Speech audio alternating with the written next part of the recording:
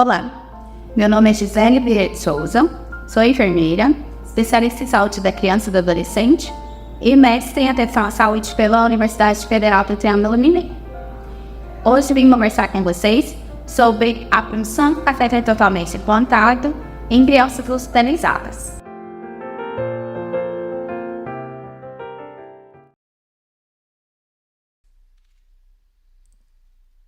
Falaremos sobre os conceitos do catéter totalmente implantado, conhecido também pela sigla CVC-TI, as legislações, as complicações imediatas e tardias, indicações e contraindicações, hepatitização versus salinização, os materiais necessários, a técnica da função do catéter em si, as intervenções de enfermagem e as considerações finais, seguidas das referências que foram utilizadas para a confecção dessa aula.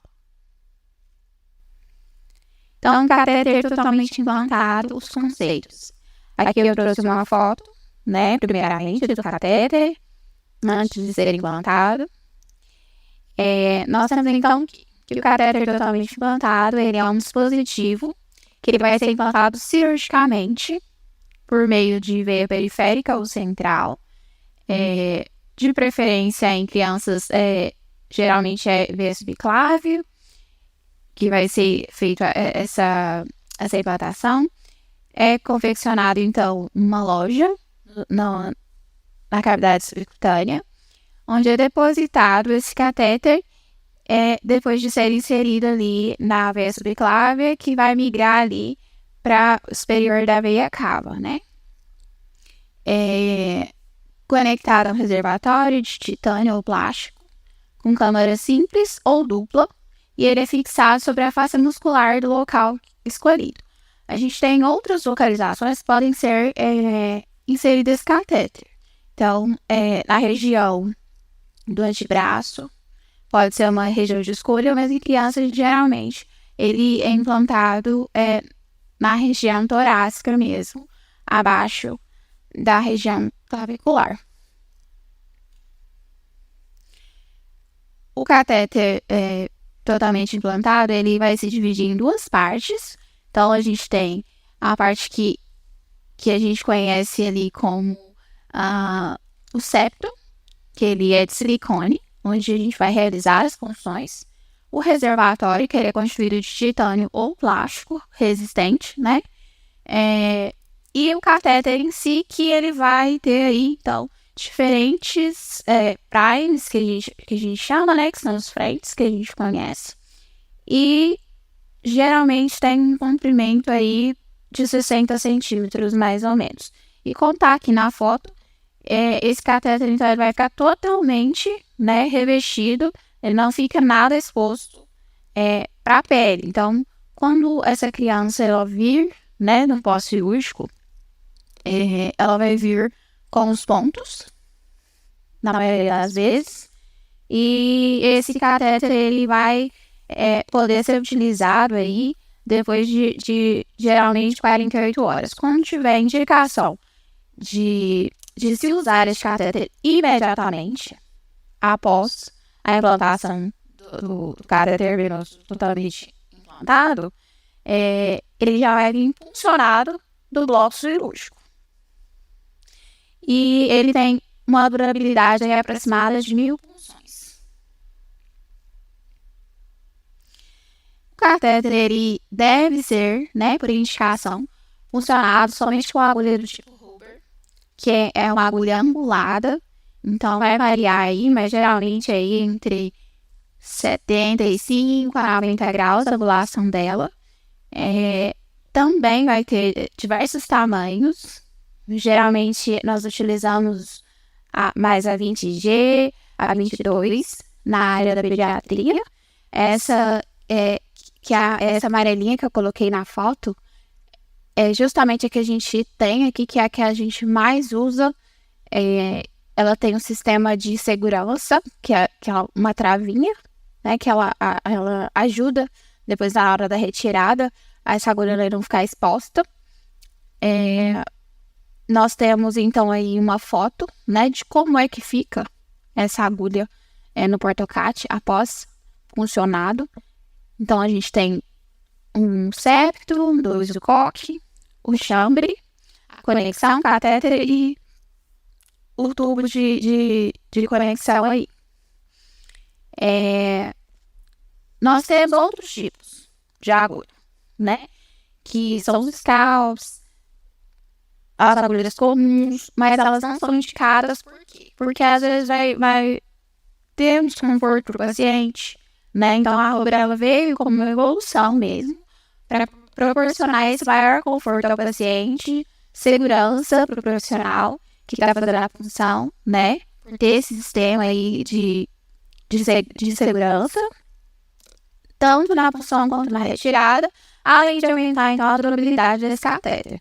Porque antigamente, quando a gente tinha as funções, né? Realizadas com scalp, até com agulha comum, para fazer as vezes medicações diretamente, e acabava que a vida útil desse catéter, ela era prejudicada, né? Então, não é isso que a gente quer. Então, o ideal, o preconizado hoje, é que seja utilizado somente a agulha Huber para fazer essa função. Aqui nós temos, então, a principal legislação que vai nos nortear, que é a 569/2018, do COFEN, onde traz que a punção e a desativação desse catéter ela é feita privativamente pelo enfermeiro dentro da equipe de enfermagem.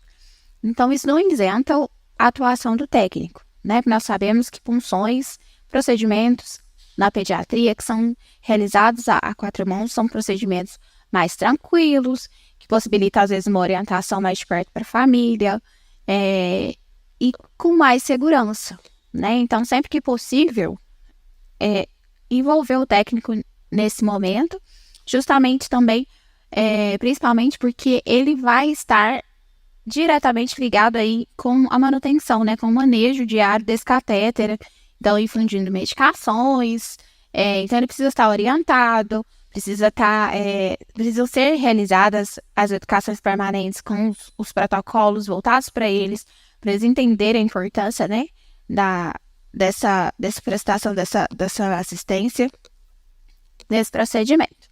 E aí a gente traz aqui também o Código de Ética, que ele tem alguns artigos no capítulo de responsabilidades e deveres, que eles vão ajudar a gente aí a nos respaldar sobre a prestação dessa assistência na função, né, no manejo do catéter totalmente implantado.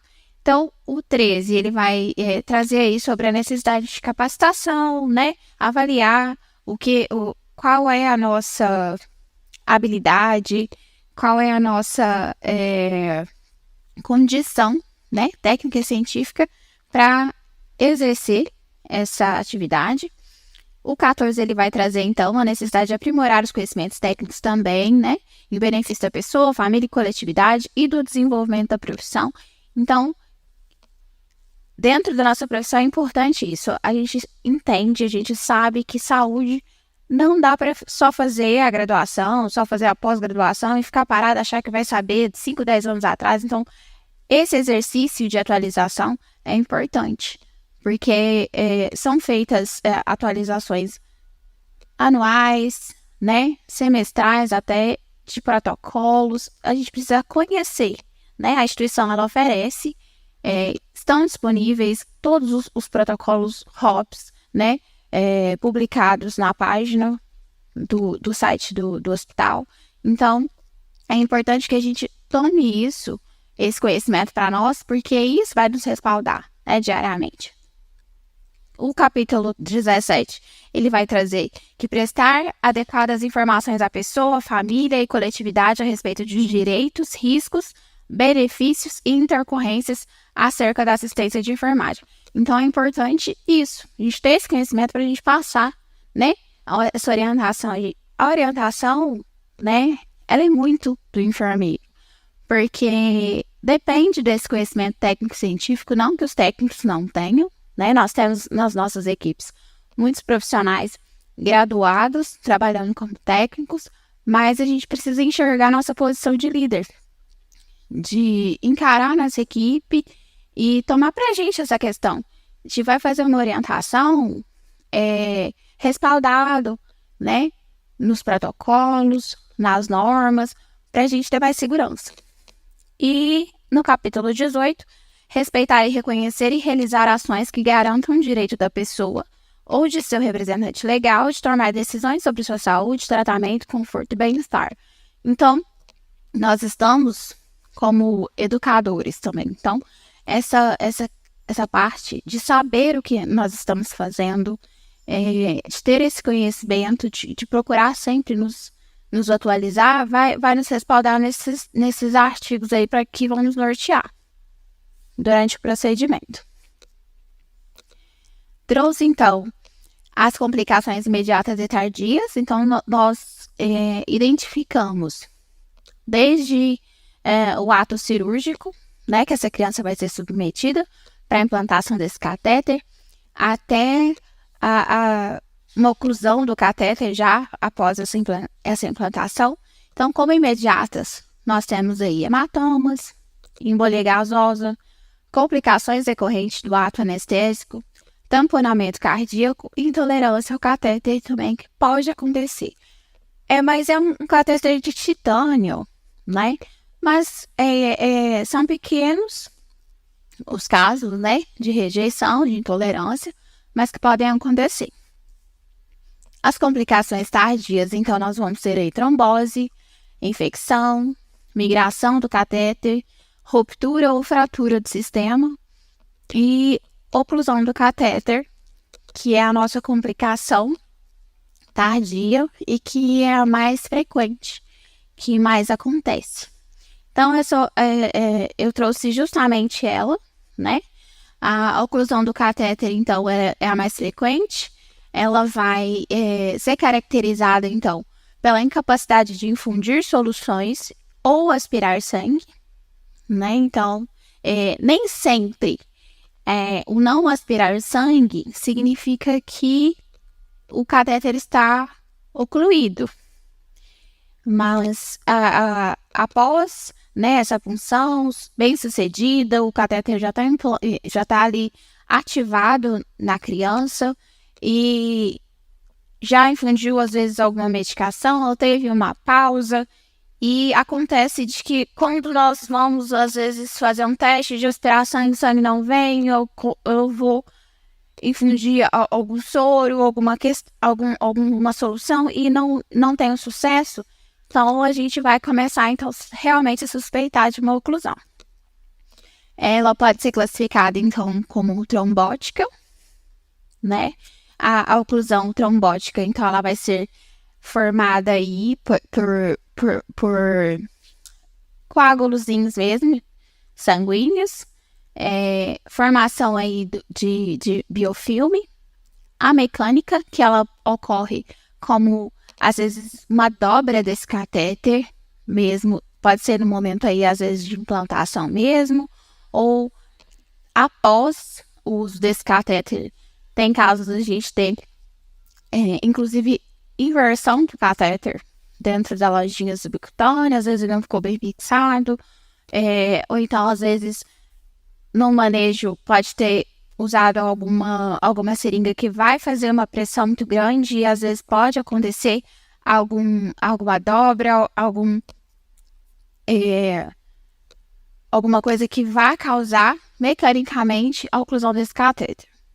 E nós temos também a oclusão química, que aí a oclusão química, né, nós já vamos ter por meio de alguma medicação, alguma solução que foi infundida e que pode causar essa obstrução. E o que tem que ficar muito claro é que é um evento que preocupa, né, a equipe de saúde como um todo. Por quê? Porque além de causar uma suspensão da terapêutica desse paciente, né, então vai ter uma interrupção aí, porque muitas das medicações que vão ter necessidade de serem infundidas nesse paciente, não tem, assim, uma viabilidade de ser feito em veia periférica. E a questão de expor o paciente a um novo procedimento invasivo. Então, é uma na maioria das vezes, é uma das causas que podem ser evitadas se nós tivermos um manuseio adequado. Então, por isso, mais uma vez, a gente chama a atenção da necessidade de treinamento, né, dessa equipe para utilizar as gramaturas de seringas adequadas, de ter os cuidados de flushing.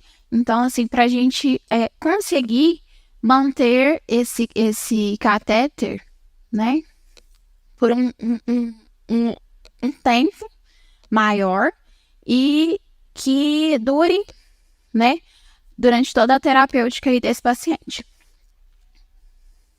Então, como indicações, nós temos, então, a administração de medicamentos, soluções em grandes volumes, com extremo de pH e osmolaridade, né? Então, como eu disse, então, quimioterápicos, pode ser usado para nutrição parenteral, eletrólitos e antibiótico-terapia, entre outros. A nutrição parenteral, especificamente dita aqui, pode ser utilizado para coleta de sangue. Crianças, a gente chama a atenção para coleta de sangue. Geralmente ela é aconselhada, né, depois que o médico faz uma avaliação e decide se vai ser feita ou não.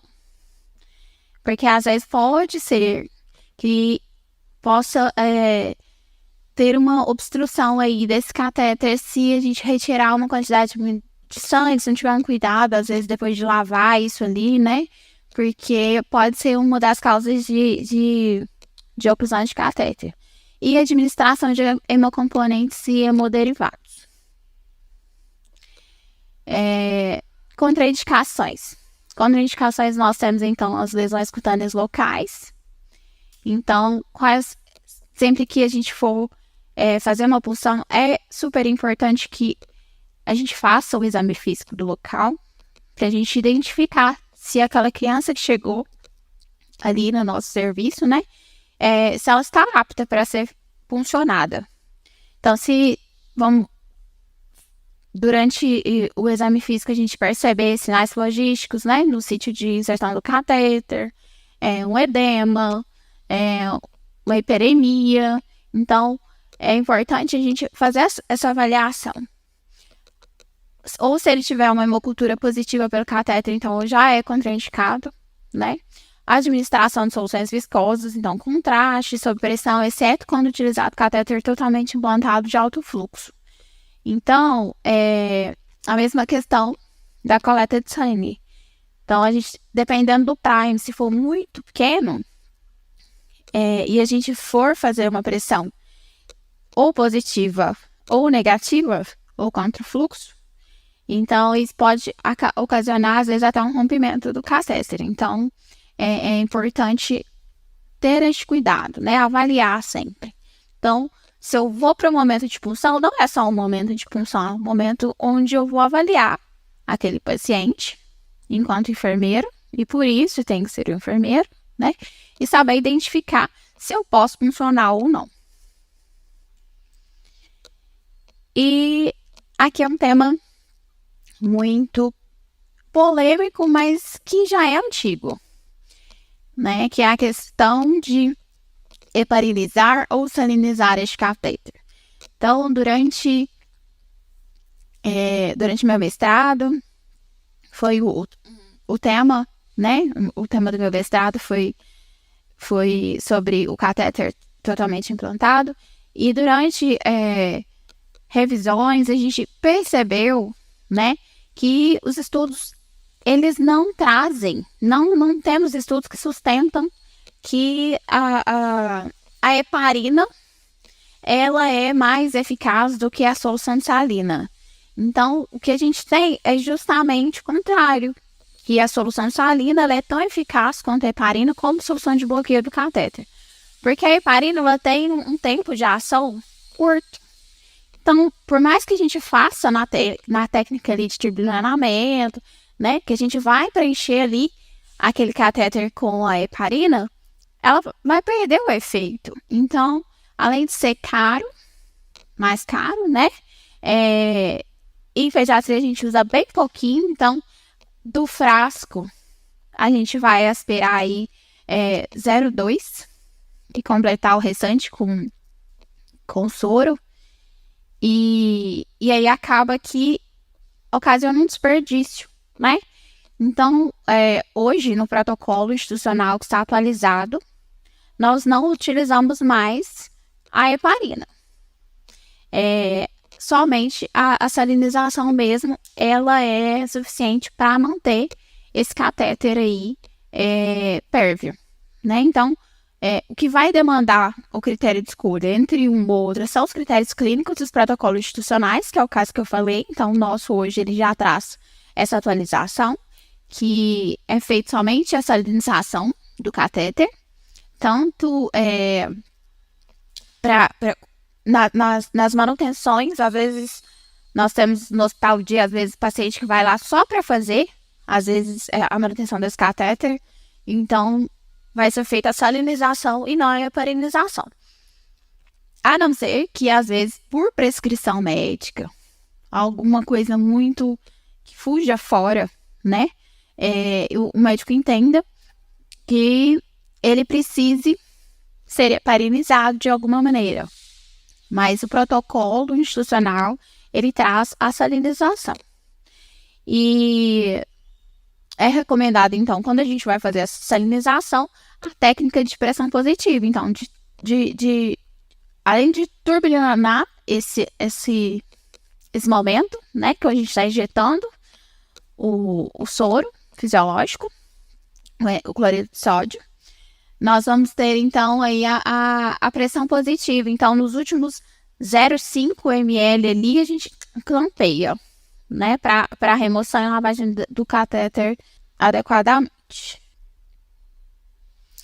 Os materiais, então, que nós vamos utilizar durante essa punção vão ser, além dos equipamentos de proteção individual, então é uma barreira máxima que a gente fala, que é a máscara cirúrgica, luvas estéreis, luva de procedimento e avental descartável. A bandeja esterilizada com cuba redonda, pinça cirúrgica para antisepsia e o campo fenestrado. Gases esterilizadas. Solução antisséptica com ação residual, no caso aqui da instituição é a clorexidina alcoólica 0,5. A agulha 40x12 nós vamos precisar de 2. Seringa de 10 ml. Seringa de 20 ml. Agulha de rubber 20 ou 22 gauge, que é o que nós mais utilizamos para fazer a punção. Frascos de 10 ml de soro fisiológico. Nós vamos precisar de 2. Recipiente de descarte. Filme transparente, né? De poliuretano esterilizado ou fita adesiva esterilizado se necessário curativo. E aí, o critério de escolha para esse curativo é o mesmo do que a gente utiliza para o catéter central. Então, se houver sangramento no momento, se a gente evidenciar alguma questão, às vezes ali, né, que necessitar de uma compressão, a gente vai utilizar, então, a fita adesiva com gás, né, estéreo. E se for uma punção tranquila, que geralmente, assim, na maioria acontece, vai ser utilizado filme transparente de poliuretano. A etiqueta de identificação do curativo, se for o caso, né? E aqui foi colocado incluir uma máscara cirúrgica para uso pelo paciente, se for o caso. Por quê?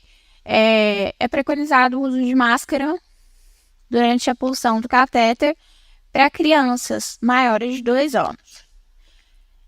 Sempre que eu vou usar? Sempre que possível. Então, assim, se a gente identificar que isso vai ser uma barreira para a punção, que a criança vai ficar agitada, que ela não consegue ficar de máscara, então a gente vai tomar os cuidados necessários de pedir, né, para o acompanhante, de pedir para quem está nos auxiliando para tá virando, né, lateralizando aí o rostinho dessa criança, para que não contamine ali a nossa região de punção. Foi colocado também a questão dos materiais para o preparo da área do catéter totalmente implantado, anteriormente a essa punção. Então, em caso de crianças maiores, adolescentes, né, que tiverem pelos nessa região, então é importante o uso do tricotomizador, né, água, clorexidina e degermante, compressas, anestésico tópico, se necessário e disponível. Em alguns casos, né, pode ser utilizado esse anestésico tópico, se for, às vezes, prescrito, se às vezes for disponibilizado na instituição, se tiver tempo hábil para ser aplicado esse anestésico, porque ele tem um tempo de ação, ele precisa ficar na pele ali pelo menos uns 40 minutos, de 40 minutos a 1 hora, para ele fazer um efeito. E atentar também para a questão de alergias, né? A punção do catéter, a técnica em si, então, que eu vou apresentar aqui, vai ser a técnica que foi descrita no nosso protocolo institucional, tá? Então, essa validade está vigente. Então, ele traz a necessidade de explicar o procedimento a ser realizado e a sua finalidade à criança e seu acompanhante, obtendo seu consentimento e realizar o exame físico específico. Então, foi o que eu disse, da importância de ser um momento onde a gente vai observar a região, né? A gente vai fazer um exame físico nessa criança, ver se ela está bem, né? Se ela está ativa, se ela não tem nenhuma contraindicação daquelas que a gente trouxe aqui para a punção. E outra coisa muito importante é este momento para tirar as dúvidas, né? Desse familiar, desse acompanhante. Ah, mas isso quem tem que fazer é o médico. Não, né? A gente sabe que a gente, dentre as nossas atribuições, está a orientação. Então, se for uma dúvida que a gente consiga sanar, é o momento da gente criar um vínculo com essa mãe, com esse acompanhante que estiver com essa criança e tirar as dúvidas, porque é um momento que às vezes não é uma primeira pulsão. Então, por mais que tenha sido explicado como seria, às vezes vai estar apreensiva, é uma coisa diferente, a criança também. Então, é um momento que a gente precisa fazer com calma. Sei que às vezes é complicado, vai ter momentos que o plantão a gente é conturbado, às vezes nós somos o único enfermeiro do setor, mas para aquela criança e para aquela acompanhante que está ali, é um momento importante, né? É um momento único para eles. Então, para a gente às vezes vai ser mais um procedimento, mas para eles vai ser o procedimento importante do dia. Então, a gente precisa parar e pensar um pouco sobre isso também. A questão de preparar a pele do paciente, então, é o momento de fazer ali a tricotomia, a degermação se necessário, se foi identificado alguma sujidade no local, né? Fazer essa limpeza. Aplicar o anestésico tópico, se disponível e necessário. Então, na instituição nós não temos muito, pelo menos, né? Na enfermaria de pediatria, pronto-socorro infantil, esse hábito de usar o anestésico tópico, por não ser, às vezes, viável o tempo de ação dele. Como já disse, tem que ficar entre 40 e 60 minutos para preparar, né? Para ele fazer o efeito. Então, às vezes não é viável, mas é um suporte que a gente tem para mediar a dor, o desconforto do paciente. Então, se é um paciente que às vezes que a gente percebe que ele tem uma acessibilidade maior, né? Pode ser aí lançado mão desse anestésico tópico. Higienizar as mãos. Então, nós vamos fazer a higiene das mãos neste momento, né? Para reunir os materiais necessários e encaminhar a unidade do paciente. Colocar os materiais sobre a mesa de cabeceira. Higienizar as mãos novamente. E aí a gente vai se parabentar com os EPIs, exceto, né, as luvas esterilizadas. Vai posicionar esse paciente sentado ou em decúbito dorsal, com a cabeceira em ângulo de 30 graus, posição de semi-Fowler, com a cabeça virada para o lado contrário ao que estiver implantado o catéter. E colocar a máscara cirúrgica no paciente se ele tolerar, que foi o que eu disse. Então, se a gente observa que às vezes é uma criança maior, às vezes é um adolescente, ele tem uma tolerância, é mais seguro, né? É mais uma barreira para não ter contaminação nesse momento de punção. Abrir o banejete curativo, Sobre ela, abrir as seringas de 10, de 20, as agulhas, o dispositivo de punção, as gases esterilizadas com técnica aséptica. Colocar a clorexidina alcoólica dentro da cuba esterilizada. Então, isso tudo a gente vai fazer. Aqui foi colocado como se fosse fazer sozinho, né? Então, colocar a clorexidina alcoólica. Então, a gente, nesse momento, nós estamos com luva. Então, pode ser feita essa manipulação. Abrir os 2 frascos de 10 ml. Calçar as luzes esterilizadas. Acoplar a agulha, a seringa de 10 ml, aspirar 2 ml de soro fisiológico sem tocar na frasco, com o auxílio de outro profissional, retirar a agulha e desprezá-la no recipiente de descarte. Adaptar a seringa de 10 ml ao dispositivo de punção, agulha rubber, preencher a sua extensão com os 2 ml e fechar o clamp. Manter a seringa acoplada ao dispositivo e reservá-las sobre a bandeja. Acoplar a agulha, 40x12 a seringa de 20 ml, aspirar os 18 ml restantes, sem tocar no frasco, né, sem contaminação, com auxílio de um outro profissional, e manter a seringa acoplada à agulha e reservar sobre a bandeja. Aí nós vamos fazer as trouxinhas, né, para que seja feita a antisepsia da pele dessa criança, com as gases esterilizadas, umedecidas com clorexidina alcoólica com auxílio da pinça cirúrgica.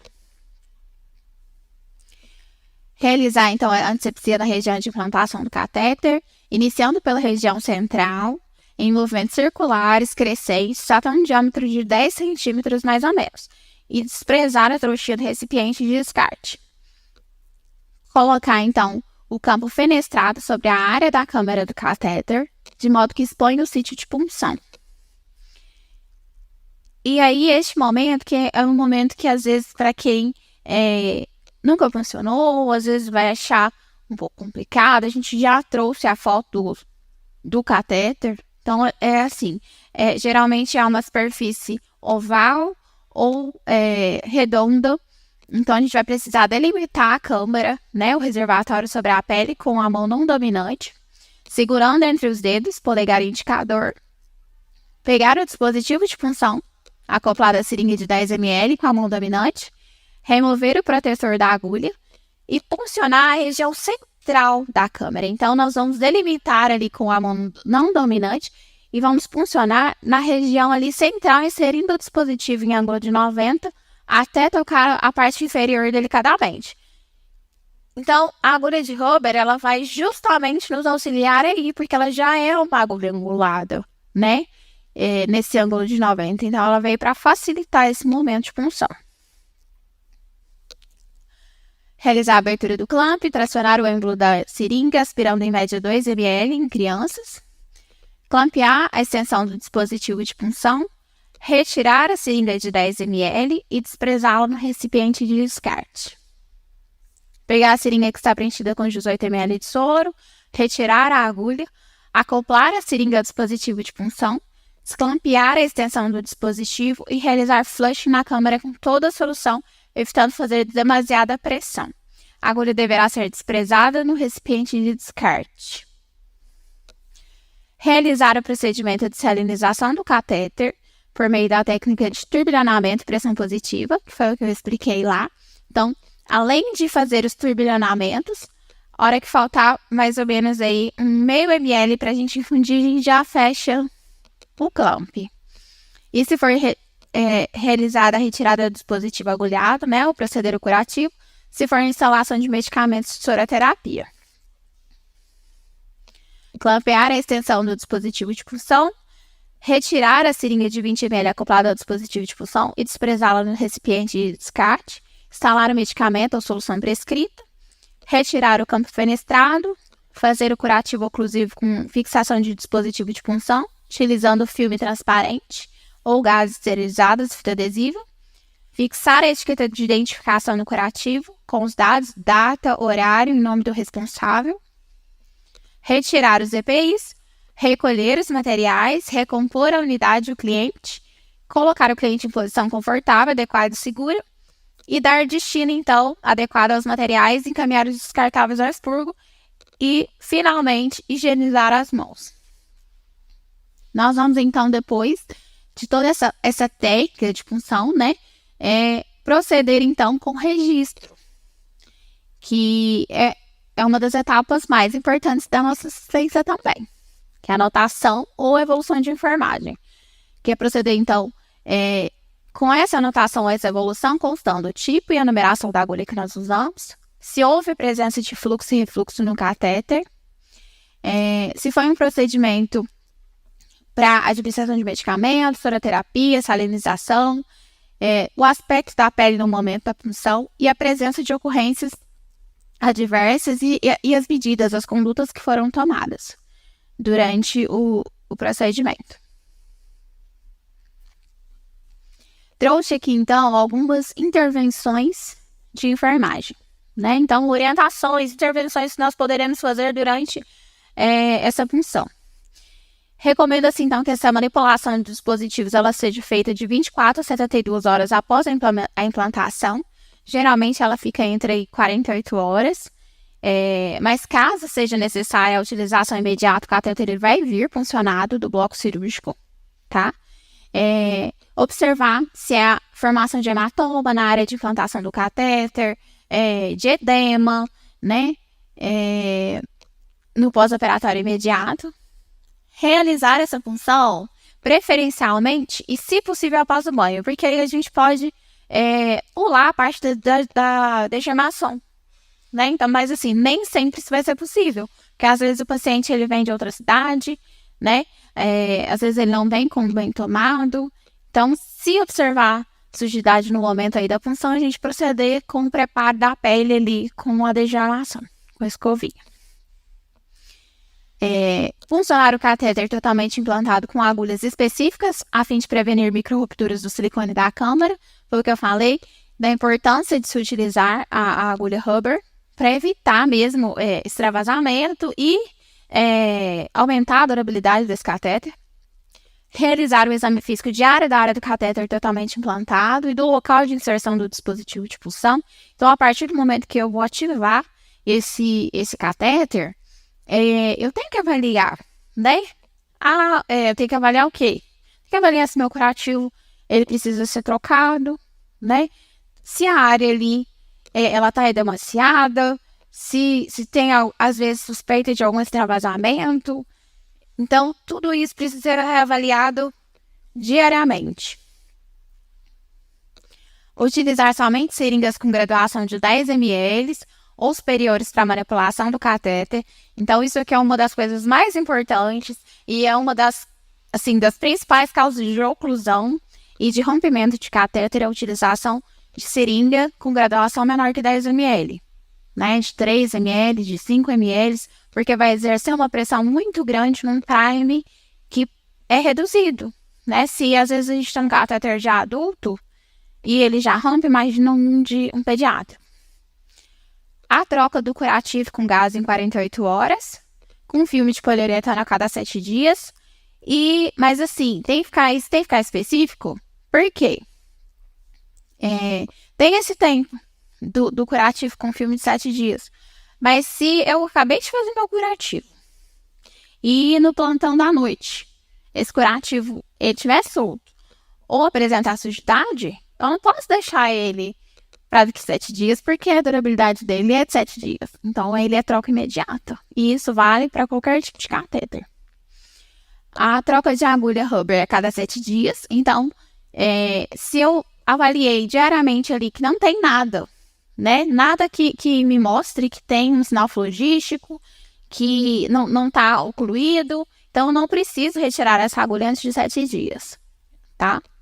Às vezes eu vou fazer mais trocas de curativo, mas a agulha pode permanecer. A desinfecção dos conectores com álcool 70%.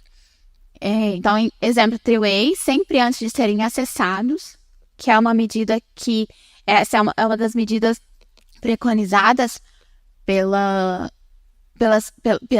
Sociedade Brasileira de Pediatria, pela INS, que é Infused Nurses, que uma das barreiras mais importantes é esse cuidado com as linhas, né? Então, os three-ways, eles precisam ser desinfectados antes de uso. Antes de ser acessado, tá?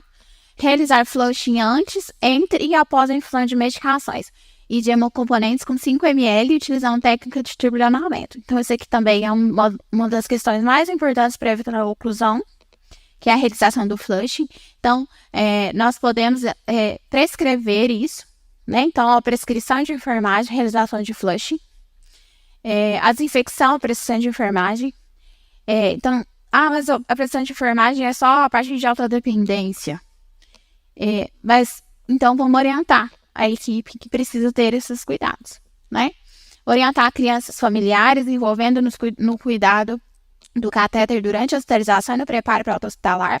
Então, no momento ali da orientação da punção, eu já vou envolver esse familiar, essa mãe, esse acompanhante que vai estar com essa criança e vou deixar claro para ela que, olha, a gente fez essa punção aqui, estamos fazendo esse curativo e é muito importante a manutenção, né? Porque às vezes vai gerar um desconforto para o seu filho, se a gente tiver que voltar aqui para poder fazer uma nova punção ou um novo curativo. Não mostrar para essa família, orientar essa família da importância da manutenção, né? Desse catéter, do manejo adequado, então de proteger quando for tomar, quando às vezes for comer. Então, não vou comer com o tórax exposto para evitar a sujidade no local do curativo. Ter um cuidado na hora do banho, né? Então, assim, são orientações que vão nos ajudar e que vão envolver esses familiares também. Então, assim, o que eu tinha para a gente discutir hoje seria isso. Me coloco à disposição de vocês, né? O que tem que ficar para a gente é que a técnica, a gente treina, né? A gente faz os treinamentos de habilidades, mas a gente precisa adotar atitudes, né? Que vão melhorar a nossa assistência. Então, assim, o parar e ouvir e orientar essa família, né? Vai, às vezes, melhorar, orientar essa equipe, vai melhorar a assistência dessa criança. Então, a adoção desses protocolos institucionais, capacitação da equipe, envolvimento familiar da criança no cuidado durante e após a hospitalização. Eles vão ser, assim, fatores que vão elevar o sucesso, então, da durabilidade e a redução de níveis de infecções sanguíneas. E, em consequência disso, né, vai aumentar o nível da qualidade da assistência e promover a segurança do paciente. Relacionado, então, nessa questão da punção do catéter totalmente implantado, nessas crianças que estão hospitalizadas. Eu agradeço a participação de todos e me coloco à disposição. Vou deixar aqui meu e-mail para as dúvidas, tá? E nos vemos, então, na segunda parte, que é a simulação. Até lá!